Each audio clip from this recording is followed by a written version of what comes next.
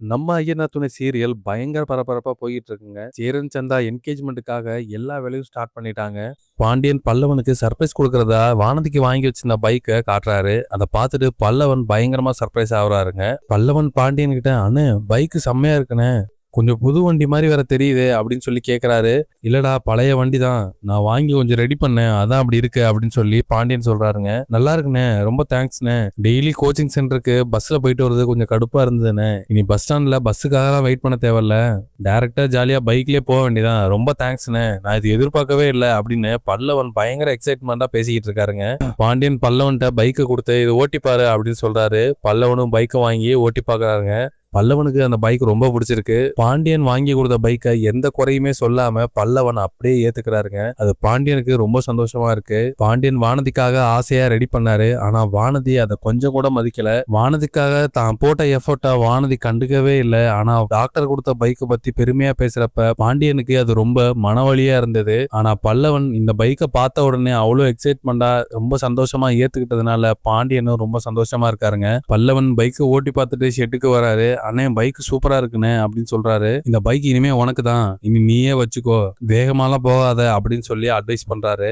சரின்னு சொல்லிட்டு பல்லவனும் ஹாப்பியா பைக் எடுத்துட்டு வீட்டுக்கு போறாருங்க. பல்லவன் பைக்கோட வீட்டுக்கு போறப்ப சோழன் பாக்குறாரு. சோழன் பார்த்துட்டு, "டேய் பல்லவா, புது பைக்கா? நல்லா இருக்குடா" அப்படின்னு சொல்லி பல்லவன்ட்ட சொல்றாருங்க. பல்லவன் எக்ஸைட்மெண்டா, "ஆமாண்ணே நல்லா இருக்குல்ல. பாண்டியனே இப்படி திடீர்னு பைக் வாங்கி கொடுக்கணும்னு எதிர்பார்க்கவே இல்லைண்ணே. இனி கோச்சிங் சென்டருக்கு பைக்ல தான் போறேன்" அப்படின்னு சொல்லி பல்லவன் சொல்றாரு. சோழனும், "டேய் பல்லவா, பைக் இருக்குன்னு கண்ணா பின்னான்னு ஓட்டக்கூடாது. பொறுமையா தான் ஓட்டணும்னு சொல்லி அட்வைஸ் பண்றாரு. சரின்னே சொல்லிட்டு பல்லவன் கோச்சிங் சென்டருக்கு கிளம்புறாருங்க. பல்லவன் அவரோட பைக்ல கோச்சிங் சென்டர் போறாருங்க. அவரோட ஃப்ரெண்ட்ஸ் எல்லாம், "என்னடா பல்லவா பைக்ல வந்திருக்க" அப்படின்னு எல்லாரும் ஆச்சரியமா கேக்குறாங்க. அப்ப அதுக்கு பல்லவன், "எங்க அண்ணன் எனக்கு பைக் வாங்கி கொடுத்தது. இனிமே இந்த பைக்ல தான் நான் வரப்போறேன்" அப்படின்னு சொல்லி சொல்றாருங்க. அப்ப அதுல இருக்க ஒரு ஃப்ரெண்ட்ஸ், "உங்க அண்ணன் ஏதாவது கியர் பைக்கை வாங்கி கொடுத்துருக்கலாம்ல, இவர் ஸ்கூட்டி வாங்கி கொடுத்துருக்காரு" அப்படின்னு சொல்லி கேக்குறாரு. அதுக்கு பல்லவன், "எந்த வண்டியா இருந்தா என்னடா, எனக்கு இந்த வண்டி வேணும் அந்த வண்டி வேணும்லாம் எந்த எதிர்பார்ப்பும் இல்ல. ஏதோ ஒரு பைக் இருந்தா போதும்" அப்படின்னு பல்லவன் சொல்றாரு. இப்ப இடையில ஒருத்தர், "புது பைக் எல்லாம் வாங்கியிருக்க, ஏதாவது ட்ரீட் வை மச்சான்" அப்படின்னு சொல்றாரு. உடனே பல்லவன், "இந்த வச்சா போச்சு" அப்படின்னு சொல்லிட்டு எல்லாருக்கும் ஃப்ரெண்ட்ஸுக்கு எல்லாம் ட்ரீட் வைக்கிறாருங்க. அப்ப கோச்சிங் சென்டர்ல இருக்க எல்லாருக்கும் ஒரு ஸ்வீட் வாங்குறாரு. பல்லவன் அந்த ஸ்வீட்லாம் வாங்கிட்டு கோச்சிங் சென்டர்ல இருக்க எல்லார்கிட்டையும் கொடுக்கறாருங்க. பல்லவன் கோச்சிங் சென்டர்ல சைட் அடிக்கிற அந்த பொண்ணு கிட்ட ஸ்வீட்டை கொடுக்கறாரு. எல்லாருமே பல்லவனை தான் கவனிச்சுக்கிட்டு இருக்காங்க. ஏன்னா அந்த பொண்ணு யாருக்கிட்டையுமே பேசுறது இல்ல. பல்லவன் கொடுத்தப்ப பல்லவனே அந்த பொண்ணு பாக்குது. எடுத்துப்போமா வேணாமான்னு ஸ்வீட் பாக்ஸையும் பல்லவனே பாத்துக்கிட்டே இருக்காங்க. "நான் பைக் வாங்கியிருக்கேன்.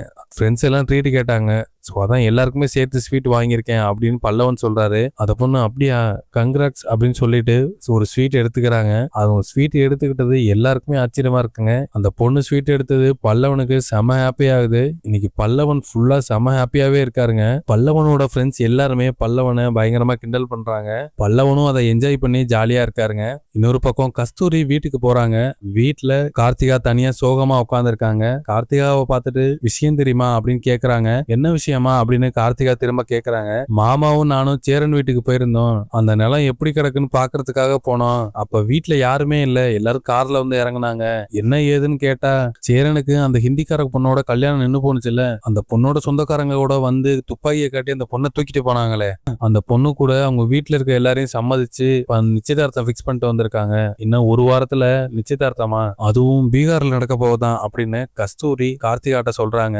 கார்த்திகா அதை கேட்டு ரொம்ப சந்தோஷப்படுறாங்க. "அப்பாடா, ஒரு வழியா மாமா ஆசைப்பட்டபடி எல்லாம் நடக்க போகுது. ரொம்ப சந்தோஷம்" அப்படின்னு கார்த்திகா சொல்றாங்க. அதை கேட்டு கார்த்திகாவோட அம்மா ரொம்ப சோகமாகறாங்க. "என்ன மன்னிச்சிரு கார்த்திகா, நான் தான் உன் வாழ்க்கைய நாசம் பண்ணிட்டேன். நீ அப்பவே சேரனை கல்யாணம் பண்ணிக்கிறேன்னு கேட்ட. நான் தான் அதை ஒத்துக்கவே இல்லை. எங்க எந்த வசதியுமே இல்லாம அந்த குடும்பத்துக்கு போனா நீ நல்லா இருக்க மாட்டியோன்னு பயந்து சேரனுக்கு உன்னை கட்டி கொடுக்காம விட்டுட்டேன். ஆனா இப்படிலாம் நடக்கும்னு நான் எதிர்பார்க்கவே இல்லை. உன் கண்ணுக்கு எதிரிலேயே உனக்கு பிடிச்சவனுக்கு இன்னொரு கல்யாணம் பண்ண போறத பார்த்து எவ்வளவு சங்கடமா இருக்கும். உன் வாழ்க்கைய நானே கெடுத்துட்டேனே கார்த்திகா" அப்படின்னு சொல்லி கார்த்திகாவோட அம்மா அழுறாங்க. "அதெல்லாம் ஒண்ணும் இல்லம்மா, நடந்தது நடந்து போச்சு. இனிமே அதை பத்தி பேசி என்ன ஆக போகுது.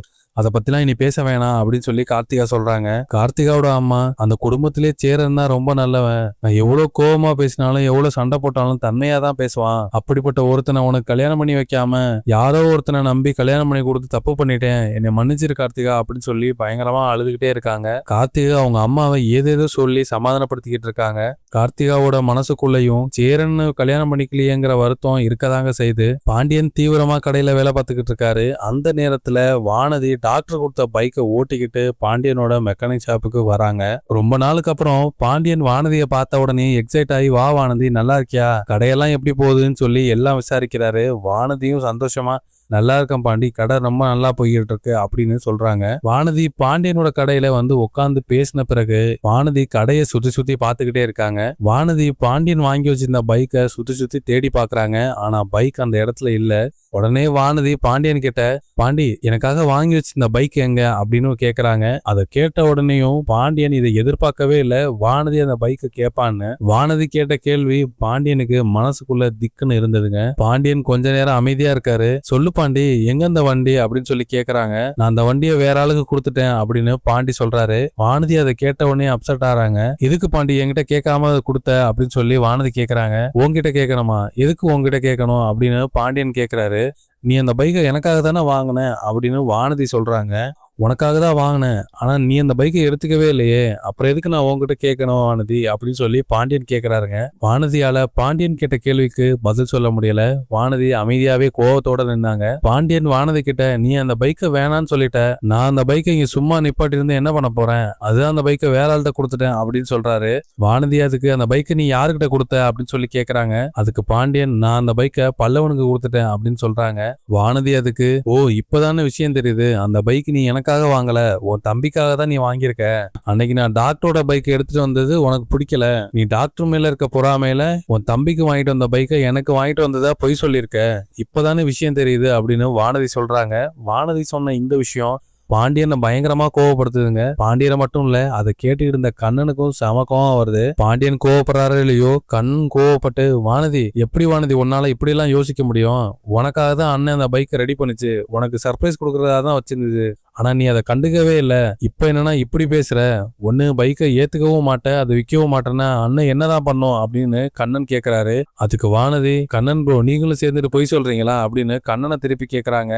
அதுக்கு பாண்டியன் வானதி கிட்ட, இப்ப எதுக்கு தேவையில்லாம அவனை பேசுற, அவன் சொன்னது உண்மைதான், உனக்காக தான் அந்த பைக் வாங்கினேன், சர்ப்ரைஸா கொடுக்கலான்னு தான் வச்சிருந்தேன், இதை நீ நம்புனா நம்பு, நம்பாட்டி போ, எனக்கு அந்த டாக்டர் மேல எந்த பொறாமையும் இல்ல, அவன் அடிக்கிற மொக்க ஜோக்க வந்து சொல்லிட்டு இருக்க பத்தியா, அது எனக்கு கடுப்பாகுது, உனக்காக நான் போட்ட எஃபோர்ட்டை கொஞ்சம் கூட நீ மதிக்கல, நான் பைக் வாங்கினத நீ கண்டுக்கவே இல்ல, அந்த பைக் மாடல் பிடிக்கல, வேற ஏதாவது பிடிக்கலன்னு சொல்லியிருந்தா கூட பரவாயில்ல, ஆனா நீ நான் பைக் வாங்கின விஷயத்த கொஞ்சம் கூட கண்டுக்கல, நீ கண்டுக்காம இருக்கிறது கூட பிரச்சனை இல்ல, ஆனா நான் பொய் சொல்றேன்னு சொல்றல, அது எனக்கு இன்னும் ரொம்ப மனசளவு கஷ்டமா இருக்கு அப்படின்னு பாண்டியன் வானதி கிட்ட சொல்றாங்க. ஆனா வானதி அந்த நேரத்திலும் கூட, சும்மா திரும்ப திரும்ப பொய் சொல்லிட்டே இருக்காத பாண்டி, செஞ்ச தப்ப மறைக்கிறதுக்கு ஏதேதோ பொய் சொல்றியா அப்படின்னு சொல்லி வானதி பயங்கரமா கேக்குறாங்க. பாண்டியனுக்கு வானதி பேசுறது சுத்தமா பிடிக்கவே இல்ல.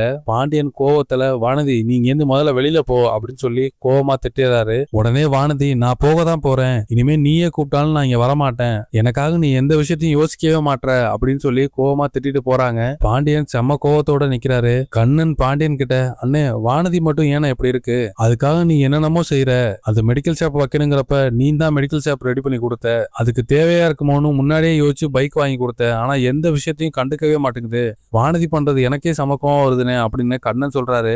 வானதி பண்ண விஷயத்தால பாண்டியன் பயங்கர அப்செட் ஆகி போய் நிக்கிறாருங்க. இதுதாங்க நாளைக்கு நடக்க போறது. ஐயனார் துணை சீரியல் அப்டேட் உடனே தெரிஞ்சுக்கணும்னா இந்த சேனலை சப்ஸ்கிரைப் பண்ணிக்கோங்க.